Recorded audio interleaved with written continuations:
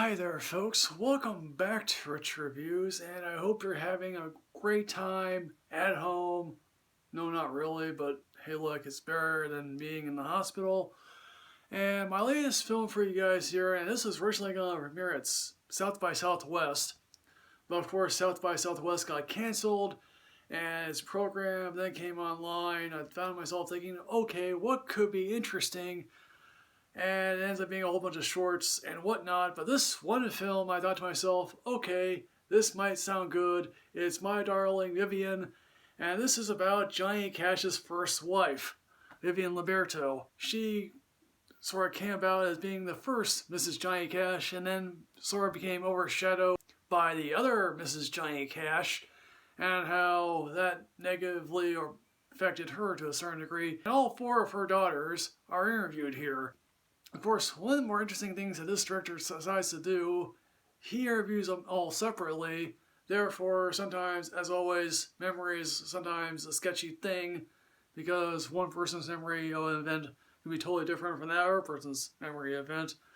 And how, yes, Vivian grew up in a strict Catholic household, went to Mass every Sunday, was involved in church activities. Her father was a fairly strict individual, and she was Sicilian Italian. Now, we don't really know how exactly Vivian ran into Johnny Cash, and there are multiple explanations as to how, but hey, look, he got to go out with her.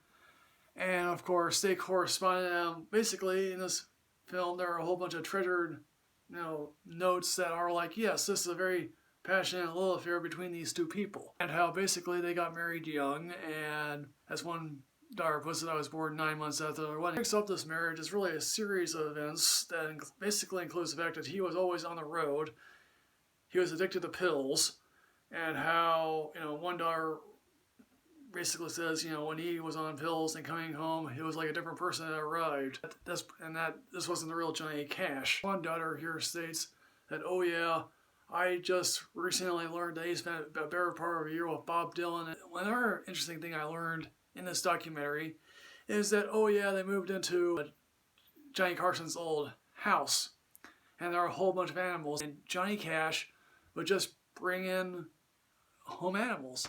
I mean, they literally had a monkey. Wow, who wouldn't want to have a monkey as a pet? I mean, I would love to have a panda as a pet, or a pig. That's just me. But another traumatic incident was that, oh yes, Johnny Cash got arrested in El Paso with drugs. Vivian was there to sort of bail him out. And obviously, newspaper reporter, there was a darkened photo of her, and everyone assumed that she was black, and that caused severe anguish for her. Because, hey look, resurgence of the Klan, hey look, they live in an isolated area. And this house, yes, quite frankly, that is a nice looking house, but yes, you're being isolated. Now, what this film does here is that briefly in the beginning and briefly at the end, sort of roasts, the Walk the Line biopic. June Cora Cash, yes, no one can ever look like Reese Witherspoon. Now, clearly, yes, when Johnny marries June Cora Cash, and maybe in Johnny's mind, okay, inclusivity here, we combine all the children. Of course, in Vivian's mind, that leaves her sort of seething to a certain degree, because once she divorces Johnny, she goes into what her daughter calls a negative obscurity. Now, June is the angelic savior.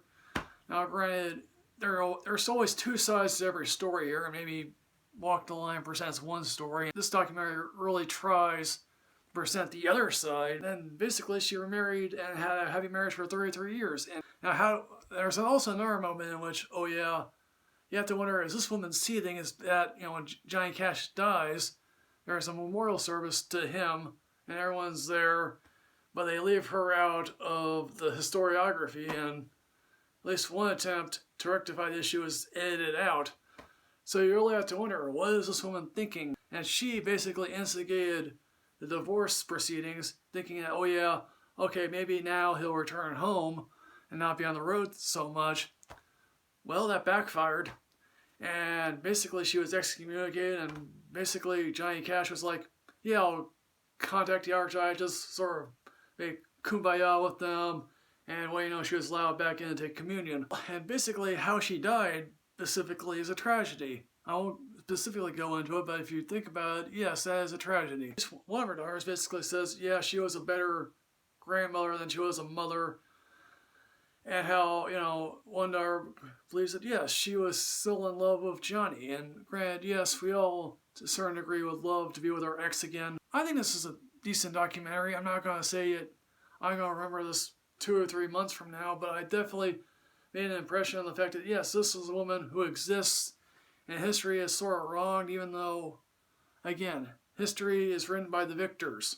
So in the end, folks, My Darling Vivian, I am going to give this a matinee rating. It's a good documentary that is currently playing on Amazon Prime.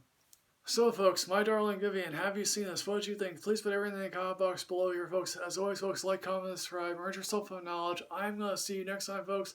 I'm at Michael Rich Reviews too. Yes, hooray.